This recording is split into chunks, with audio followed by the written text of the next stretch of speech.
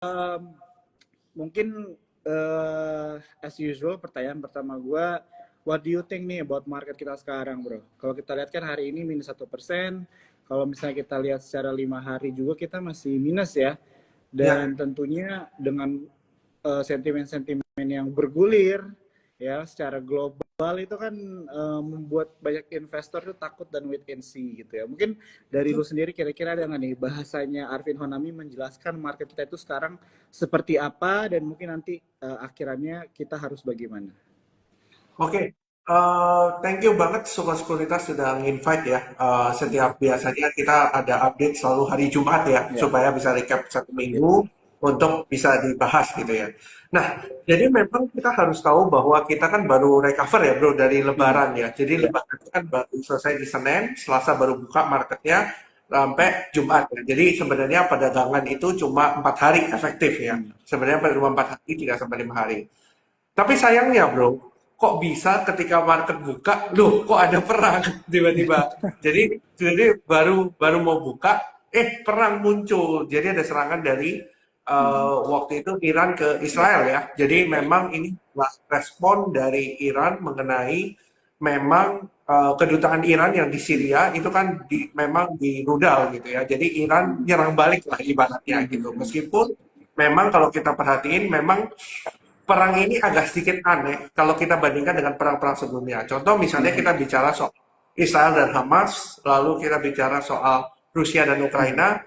Ibaratnya gini bro, kalau misalnya kita perang ya, selalu kita itu melihat bahwa, oke, ketika yang namanya perang gitu ya, tidak pernah ngomong-ngomong bro. Tiba-tiba nggak Hmm. pernah ngomong-ngomong, ini gua berapa hari lagi nyerang gitu. Hmm. Nggak pernah. Seperti yang terjadi di Rusia Ukraina, Rusia bilang bahwa oke ini military drill tiba-tiba Hmm. nyerang gitu kan, tiba-tiba nyerang. Tapi yang kasus Iran dan Israel ini agak sedikit berbeda. Hmm. Kenapa kok bisa dibilang sedikit berbeda? Karena kalau teman-teman perhatiin, sebelum Iran menyerang Israel, itu sebenarnya Joe Biden sudah tahu, Presiden Amerika pun sudah tahu bahwa Iran akan menyerang Israel. Itu satu.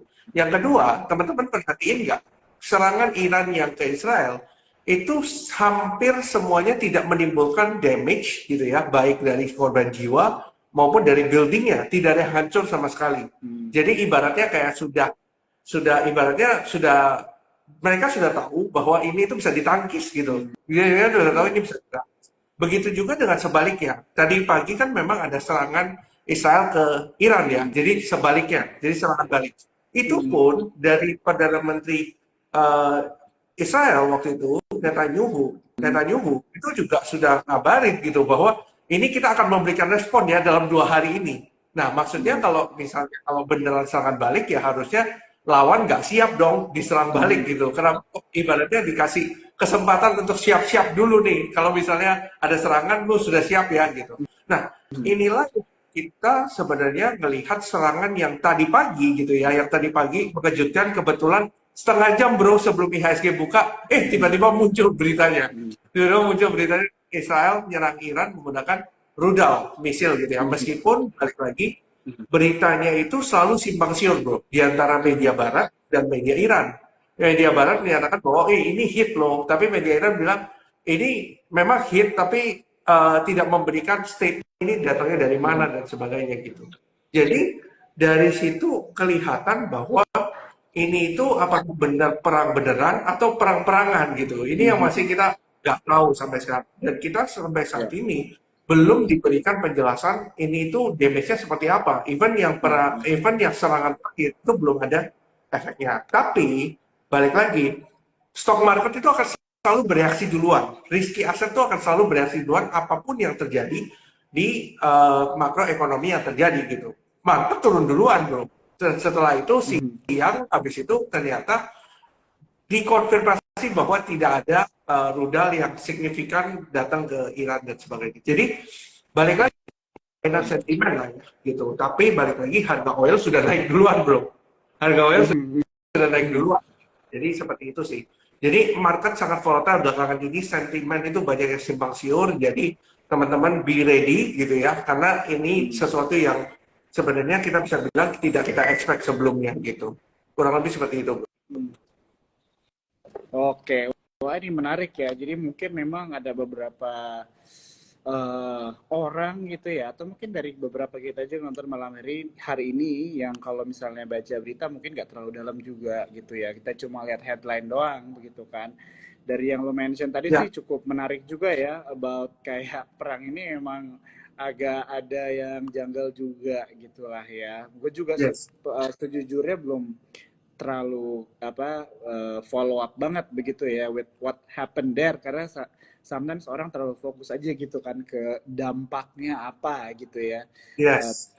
ke IHSG begitu kan. Contohnya seperti pertanyaan dari teman kita malam hari ini ya, Andrian, terhadap market gitu kan, pandangannya seperti apa. Yes. Nah, kalau misalnya dari lu sendiri nih, kira-kira dengan adanya perang yang terjadi di Timur Tengah ini, atau lebih spesifik lagi maybe Israel sama Iran, ini ada dampak langsungnya nggak bro kira-kira ke ISG, atau mungkin apakah ada Oke. sektor-sektor yang diuntungkan atau diberatkan begitu? Karena kan yang gue tahu juga Iran itu eksportir ini ya, oil ya secara Iya, global iya, oh ya, begitu, dan betul, biasanya kalau ada perang itu kan memang selalu ada disrupsi ya ke suplai betul, minyak begitu kan. Dan betul. sebenarnya kalau kita bahas mengenai perang itu kan, perang nggak cuma Israel Iran aja, perang juga Iya, kayaknya Rusia Ukraine still going, dan kemungkinan beberapa tempat juga gitu ya di Timur Tengah lainnya. Jadi yes.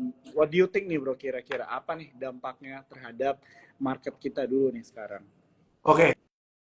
Sebenarnya kalau kita ngelihat ya bro, memang posisi sekarang oil itu is the mother of all commodities ya. Kita bisa bilang bahwa kalau oil naik, biasanya substitusi terhadap oil itu naik bro.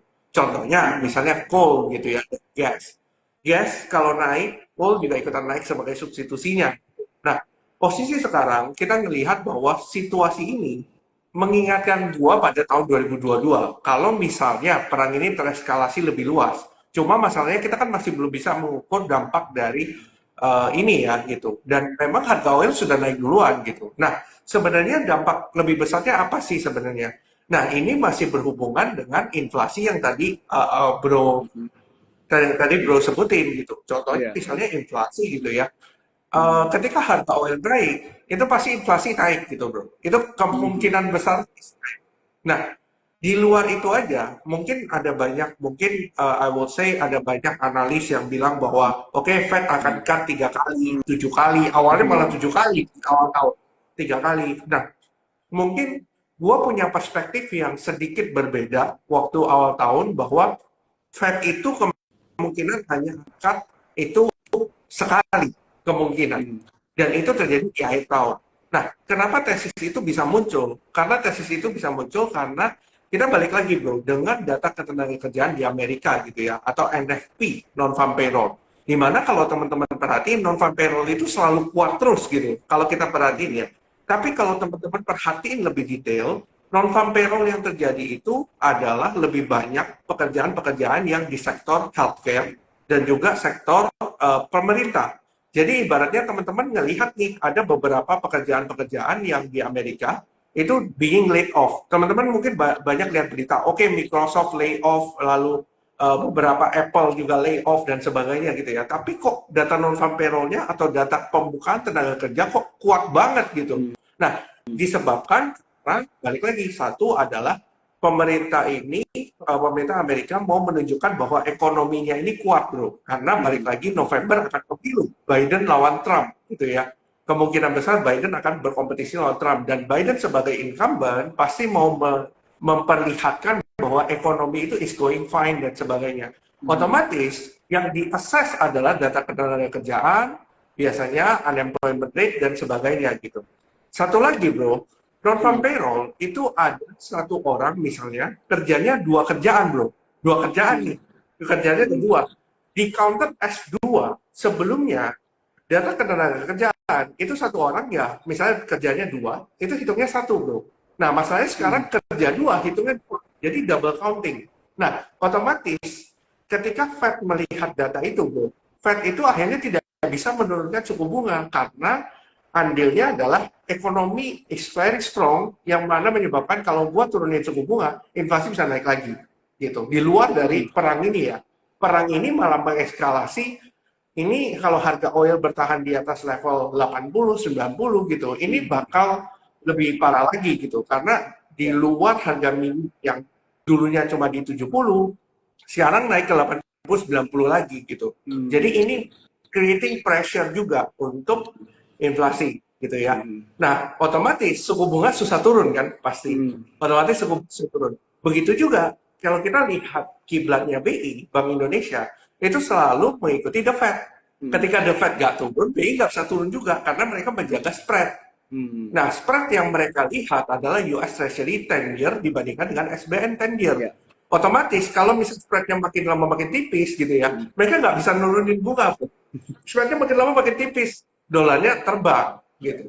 Nah, inilah yang sekarang menjadi dilema buat BI. Apakah BI mau menaikkan suku bunga atau menguras cadangan devisanya nih, dolarnya yang cadangan devisanya dikuras. Nah, ini yang menjadi pertanyaan dan itu berimpact juga ke investor asing karena investor asing melihat currency kita depreciate 3%, 4%, ketika trading di BRI gitu ya, cuannya cuma sedikit gitu, tidak bisa offset pelemahan currency. Makanya kenapa banyak sell off yang terjadi di pasar, di equity setelah libur lebaran kemarin. Mungkin seperti itu, Bro. Wah, oke. Thank you banget, Bro, informasinya ya, teman-teman. Jadi, inilah beberapa poin-poin penting nih yang kita perlu perhatikan ya dari sentimen-sentimen yang sedang terjadi di luar sana yang tentunya ini bisa dibilang menjadi faktor-faktor penentu decisions yang diambil oleh beberapa investor-investor asing bahkan domestik juga begitu ya. Oke, Yes. ya, jadi kalau misalnya dengan keadaan sekarang nih Bro, kira-kira ya, gue mau tanya secara personally, strategi lu untuk investasi gimana nih gitu kan? Karena lu kan kalau nggak salah trading dan investing juga lah ya, lu nggak heavy on both Betul. sides, jadi dua-duanya gitu kan. Jadi mungkin lu bisa share dikit ya kira-kira menghadapi market yang cukup volatil, sentimen-sentimen negatif yang sekarang kebetulan lagi banyak juga begitu Yes. kan. Kira-kira gimana nih bro?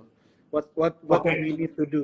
Oke, sebenarnya ini sudah dibahas di live-live sebelumnya sebenarnya dan perspektif ini juga pasti belum berubah hingga sekarang.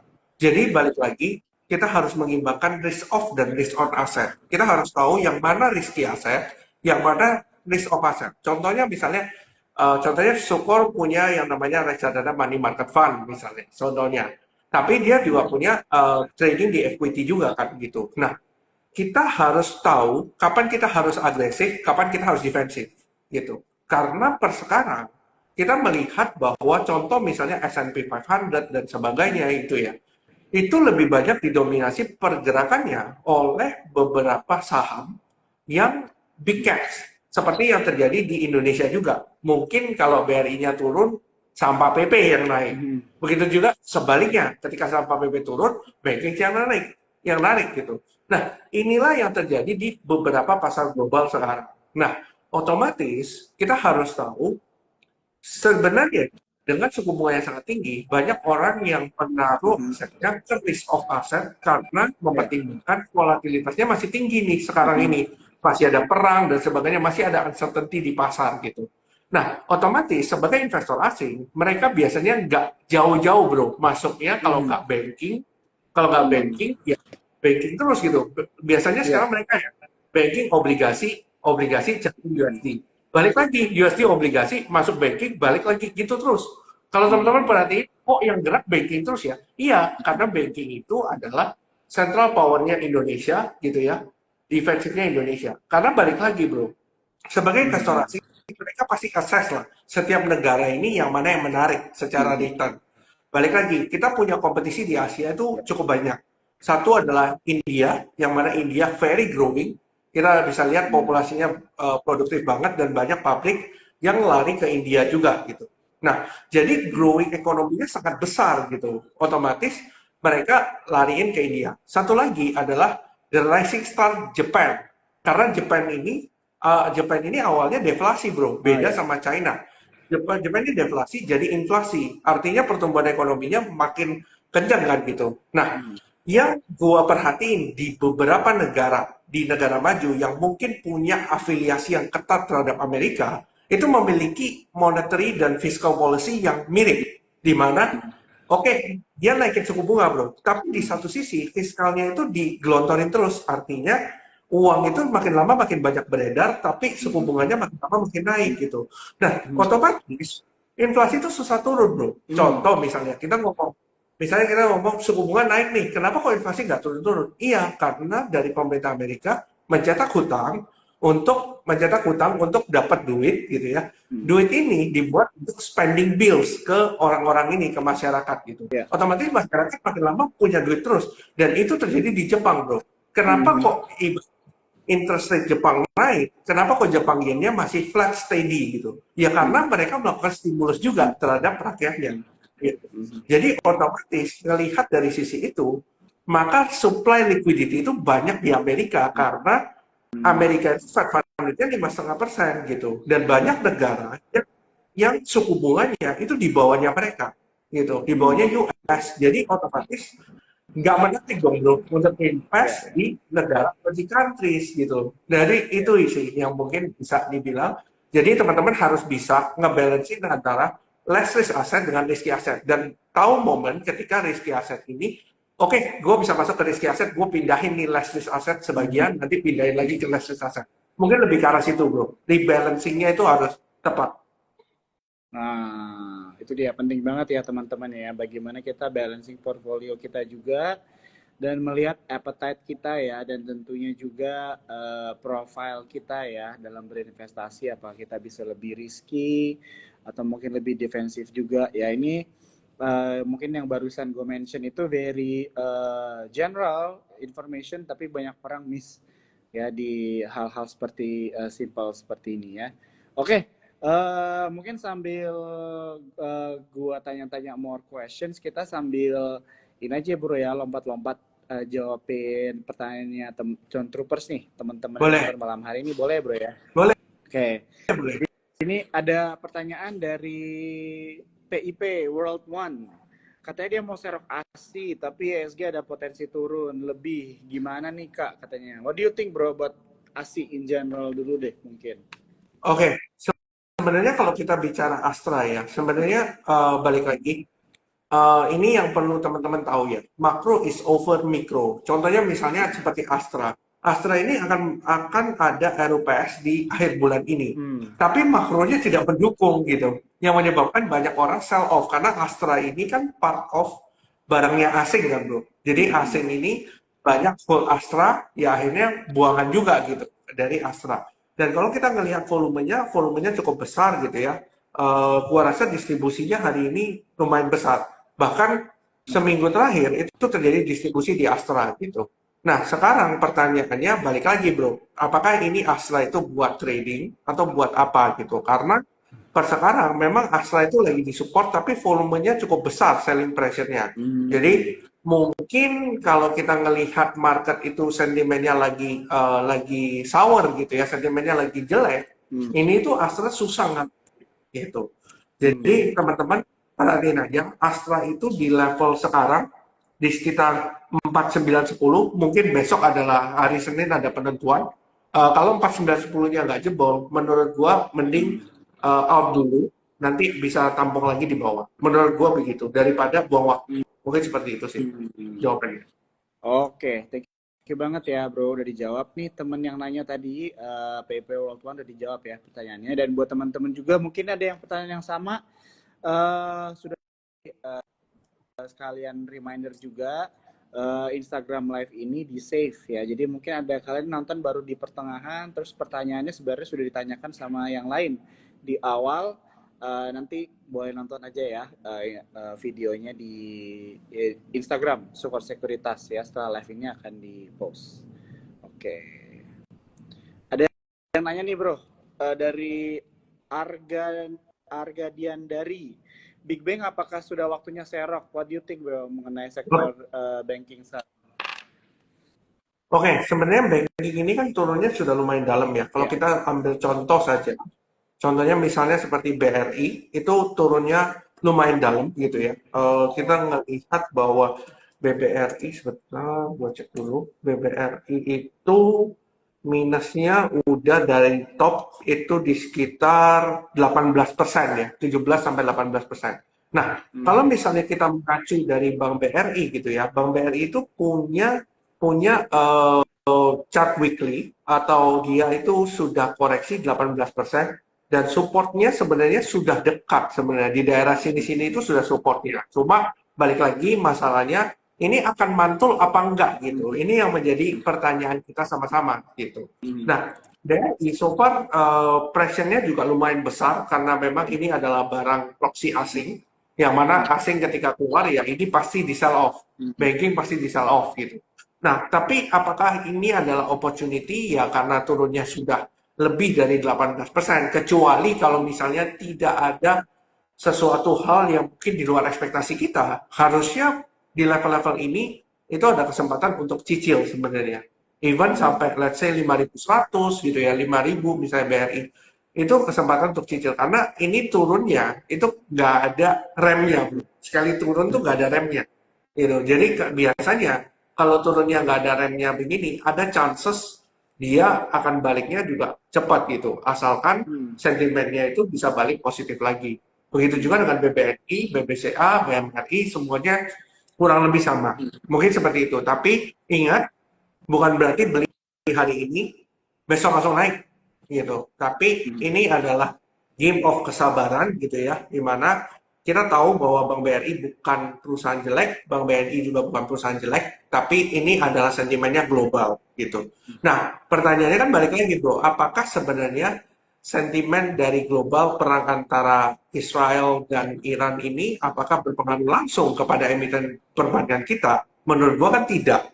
Berarti ini kan kalau bicara dari resiko, itu kan ada dua bro, market risk sama company risk. Nah, company-nya nggak apa-apa, tapi marketnya yang turun gitu. Nah, apakah teman-teman berani untuk alokasiin untuk masuk ke BRI dengan conviction teman-teman itu? Gitu. Mungkin seperti itu, bro.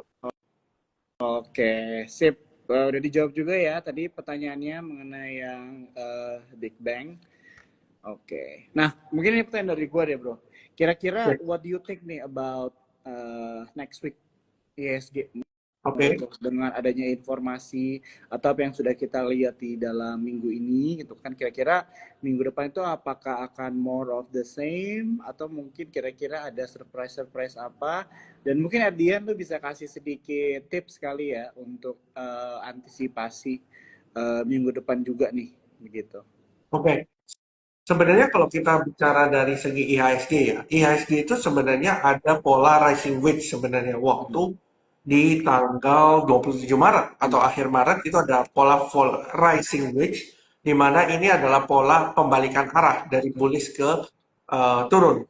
Dan sekarang posisinya kalau kita perhatiin IHSG itu sudah lari dari November sampai 14 Maret belum ada koreksi yang signifikan. Artinya sebenarnya kalau kita hitung target untuk penurunan harga ini sudah mencapai dari target pricing wedge. Tapi balik lagi, kita harus mention bahwa kalau misalnya pun mau naik, menurut gua it takes time gitu, nggak akan langsung.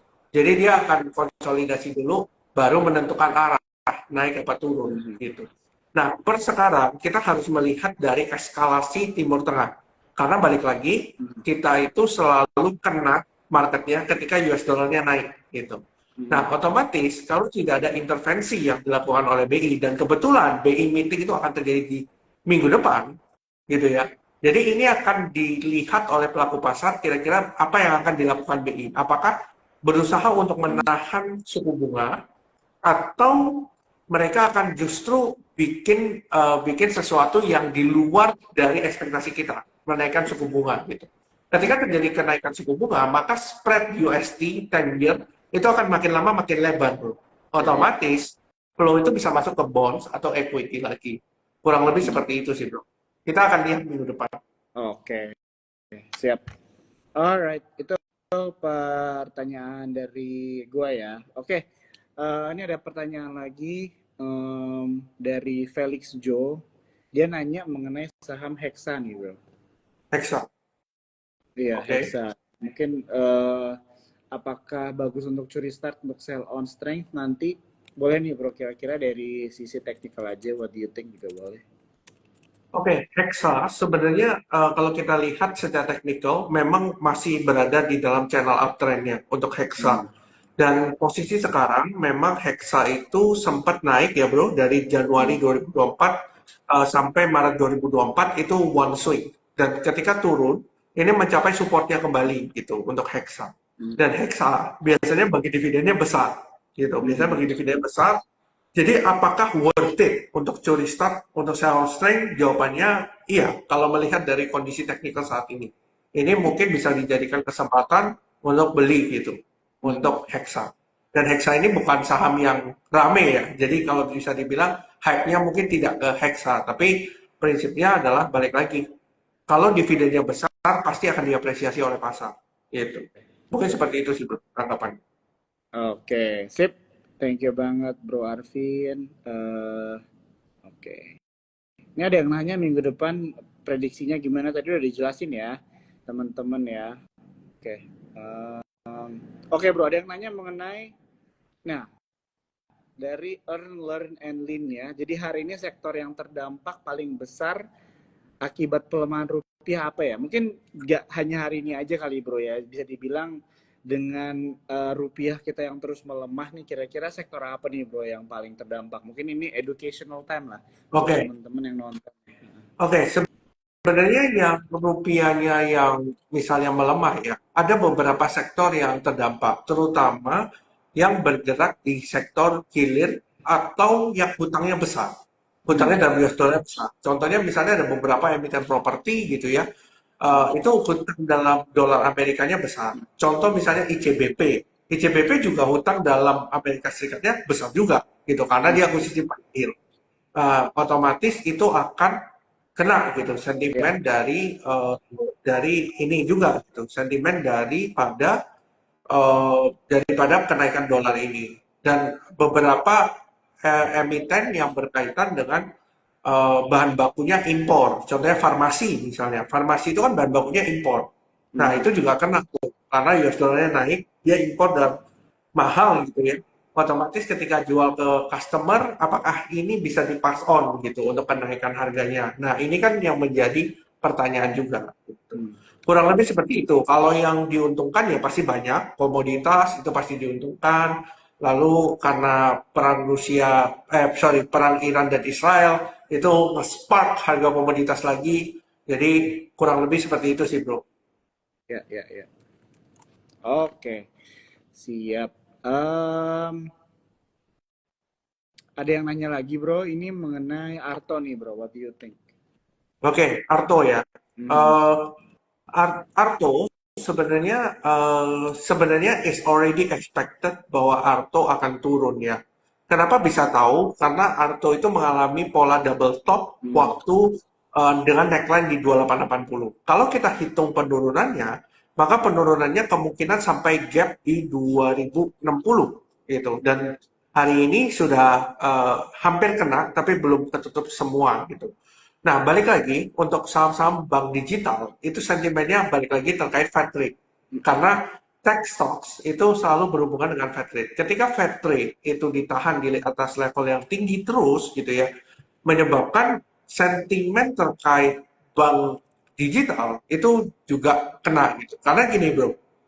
Dulu kita harus tahu bahwa bank digital naik itu bukan karena fundamental, lebih ke arah oke, ini ada corporate action di mana ini mau ditingkatin nih modalnya Bang Arto menjadi 3 triliun. Mungkin waktu itu market cap-nya kecil, masih di ratusan M gitu ya. Jadi untuk naik ke 3T itu kan ibaratnya masih ada value lah ya untuk bisa ada ini.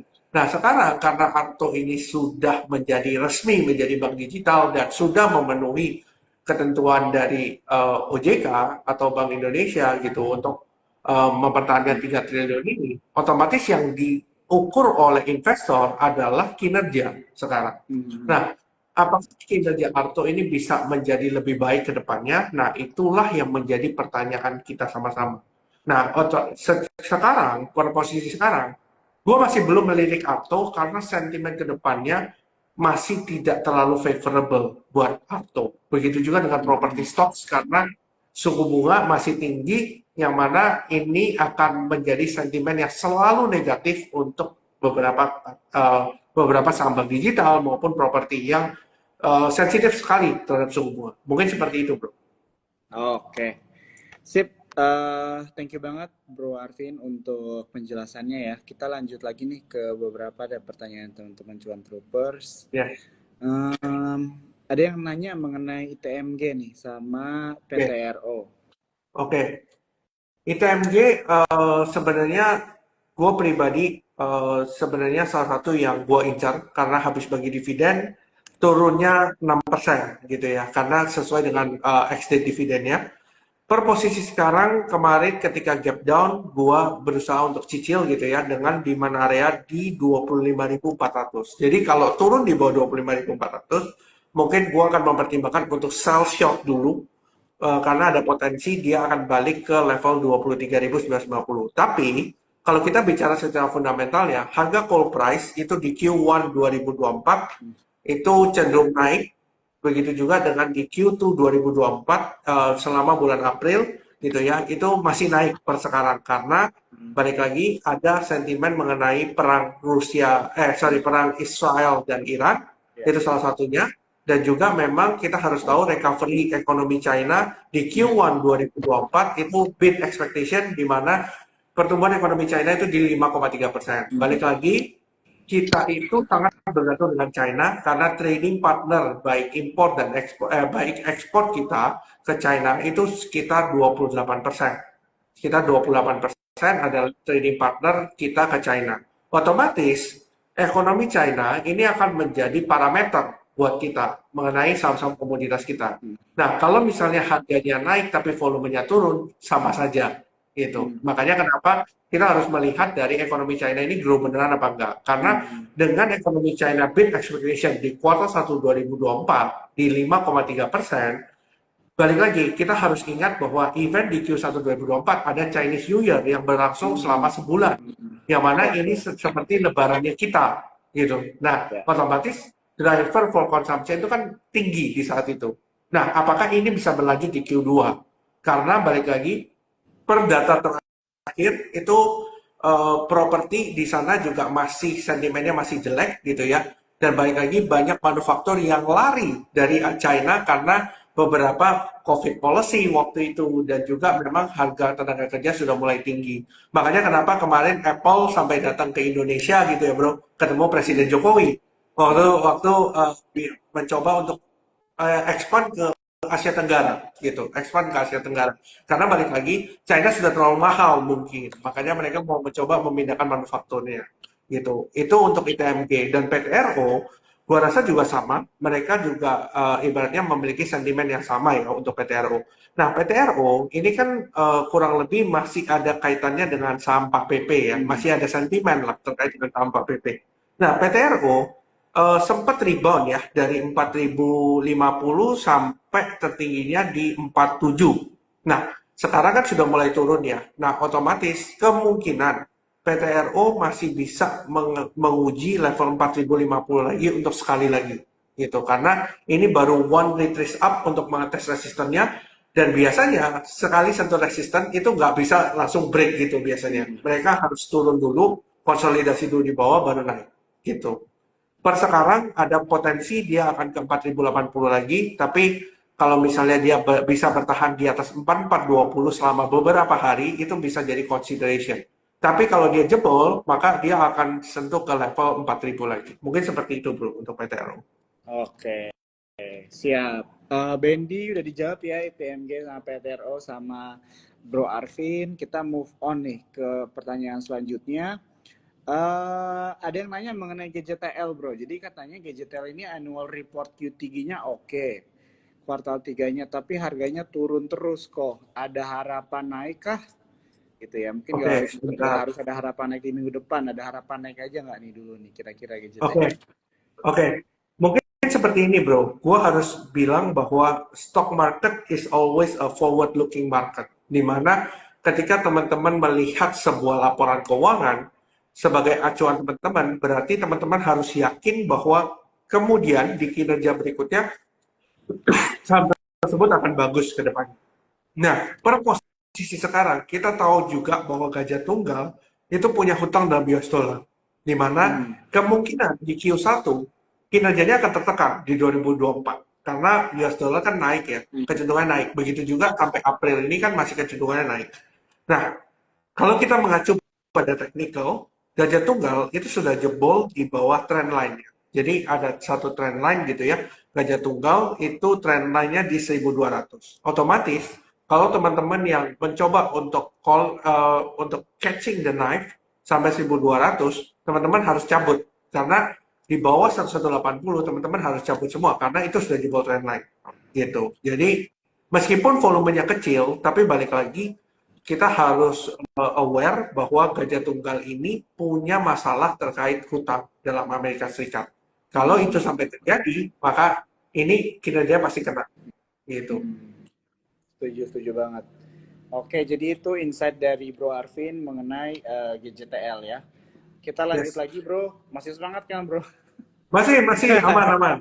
Oke, jadi ini mau nanya mengenai, ada yang nanya saham BSDN nih, pas banget ya. Jadi kalau nggak salah gue ngobrolnya sama lu ya, yang lu bilang lu tuh pesimis mengenai cut rate dari The Fed kan? Itu lu kan Bro. Betul. Ya? Iya kan? Ya. Jadi betul. Berharap-harap gitu kan, nanti ada angin segar untuk sektor properti gitu ya. Tapi orang yang berharap-harap ini kita udah 2 tahun Bro. Gua salah satunya gitu kan. jadi mungkin ini ada yang nanya BSDE, what do you think kalau misalnya lo mau kasih insight mengenai sektor properti juga, melihat dari inflasi Amerika yang ternyata nggak mendekati 2%, jadi makin jauh nih, kira-kira mau pangkas suku bunga gimana nih Bro? What do you think? Sebenarnya kalau kita bilang secara fundamental ya, kita bicara secara fundamental, sebenarnya suku bunga terhadap perbankan itu sebenarnya inelastik terhadap suku bunga BI. Karena gini, perbankan di Indonesia itu banyak banget yang ngasih promo-promo gitu loh. Misalnya contoh kita fixed rate nih, contohnya kita fixed rate berapa tahun, itu nanti ada bank lain yang bisa offer fixed rate juga gitu. Jadi secara demand sebenarnya bunganya itu kurang lebih sama sebenarnya. Kalau ada promo kurang lebih sama lah. Gitu. Nah cuma Bro, kita harus tahu sama-sama partisipan market itu mengkorelasikan properti dengan suku bunga.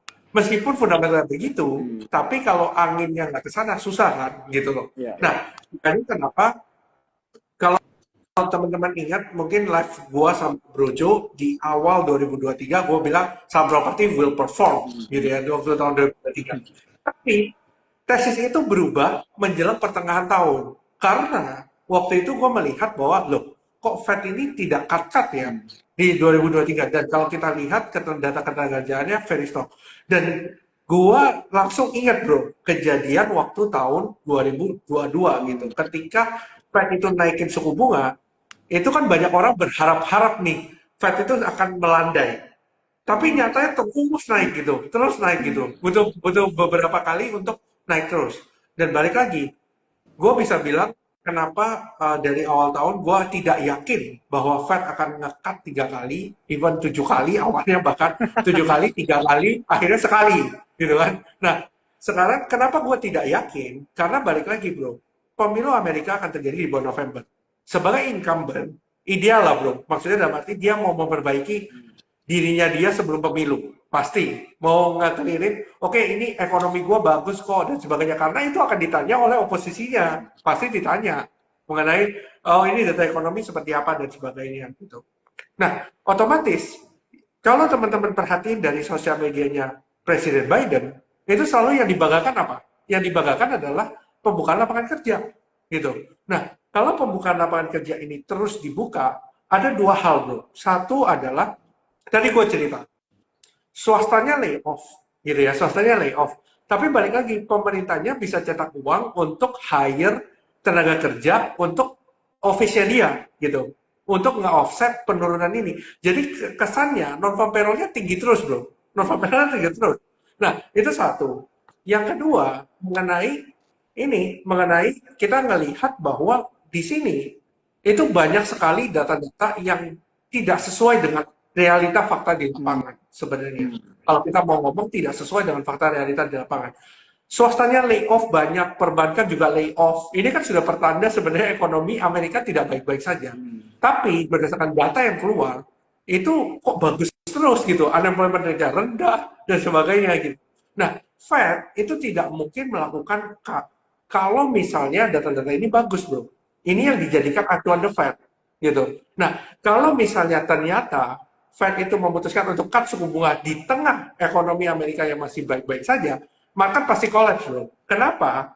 Karena lu kan ekonominya baik-baik aja nih, bro. Ekonominya baik-baik aja, kenapa lu tiba-tiba cut out of nowhere? Ya, ya. Nah, itu kan bisa terjadi lagi, gitu. Nah, sekarang, per posisi sekarang, gue bisa bilang kemungkinan gitu ya, kalau data ini tetap persis, gitu ya, ini itu cut itu bisa terjadinya di ujung tahun setelah pemilu selesai. Nah, berarti cuma sekali, bro. Bahkan sekarang itu banyak dari Fed Chairman dan Fed President sekarang bikin statement bahwa kita mungkin will hire for longer dan nggak apa-apa, kita akan tetap rate-nya sampai tahun 2025. Kan akhirnya berubah semua kan artinya. Gitu. Jadi seperti itu, bro. Makanya concern terkait suku bunga ini kita sering digantung-gantung sama Fed. Begitu juga ketika naik kita digantung-gantung untuk stay-nya kapan, begitu juga stay mau turun juga digantung-gantung. Gitu. Ya, setuju banget ya. Ya jadi mungkin memang kita nggak boleh terlalu terpaku juga untuk satu sentimen sih, karena Yes. Bro Arvin juga pasti tetap cuan juga kan, walaupun The Fed nggak potong-potong suku bunga. Gitu ya. Jadi mungkin opsi-opsi sektor-sektor lain juga bisa dilihat ya teman-teman ya. Mungkin kalau misalnya kita lihat sektor banking sekarang lagi kena cukup hit hard gitu ya, tapi mungkin kita bisa lihat sektor-sektor lain Betul. begitu ya. Contohnya komoditas kali ya, kalau misalnya kita lihat Metro menarik banget gitu ya. Sebenarnya Yes. aku udah dari beberapa bulan sih begitu ya melihat. Jadi mungkin buat teman-teman lain nih boleh juga PR gitu ya, lihat-lihat sektor-sektor lain juga. Kita jangan terlalu tunnel vision ya, melihat satu sektor apalagi hanya satu saham aja gitu, ditunggu-tungguin terus gitu ya. Ya. Itu terus yang naik, padahal banyak saham-saham yang lain. Oke, 5 menit lagi, mungkin 1 atau 2 pertanyaan lagi. Ini ada yang nanya bro, dari Rudi Chandra, saham Telkom kok turun terus? Di harga berapa layak masuk Telkom ini? Terima kasih. Oke. Untuk Telkom sebenarnya kinerjanya tidak sebaik itu ya waktu di Q4 gitu ya. Waktu di Q4 ambles quarter on quarter, ditambah lagi kita harus ingat bahwa dia masih punya Goto gitu ya, dia masih punya Goto, dan Q1 2024 karena saham tech-nya winter gitu ya, karena suku bunga masih tinggi, Gotonya ambles. Ya. Sekarang udah di 60 kalau nggak salah. Jadi Telkom ini sebenarnya gue bisa bilang bahwa Telkom ini secara revenue growth kita bisa bilang tidak terlalu menarik compare to other telecommunication provider. Karena kalau kita bicara dari Telkom sendiri, mereka sudah ada di satu Indonesia, bro. Even kayak Kalimantan dan teman-temannya itu pasti ada Telkom. Tapi kalau Excel dan sebagainya, Friend, itu kan belum ada. Jadi opportunity for growth itu lebih bagus di Friend dan teman-temannya gitu. Tapi Telkom itu punya satu competitive advantage yang tidak semua other telecommunication punya, yaitu dividen. Gitu. Nah, kalau dividennya bisa bagus, bro, otomatis harga Telkom bisa terapresiasi. Gitu. Nah, masalahnya dengan kinerja yang turun misalnya, dan ke depan mungkin bisa turun gitu ya kinerjanya, otomatis kan dengan earning turun, misalnya dividen payout ratio-nya sama, maka dividen yieldnya juga ikut turun. Gitu kan. Nah, berarti kan orang mencari equilibrium yang baru nih, dividen berapa persen yang gua harus minta dari Telkom, gitu. Nah, per sekarang mungkin dari sisi marketnya juga masih belum menilai bahwa di level 3.150 ini is a very good buy. Kenapa bisa begitu? Karena selling pressure-nya besar banget, bro. Dari tanggal 22 Maret sampai event sekarang, gitu. Nah, mungkin kita harus melihat satu konsolidasi yang very clear untuk melihat bahwa oke, ini Telkom udah murah nih.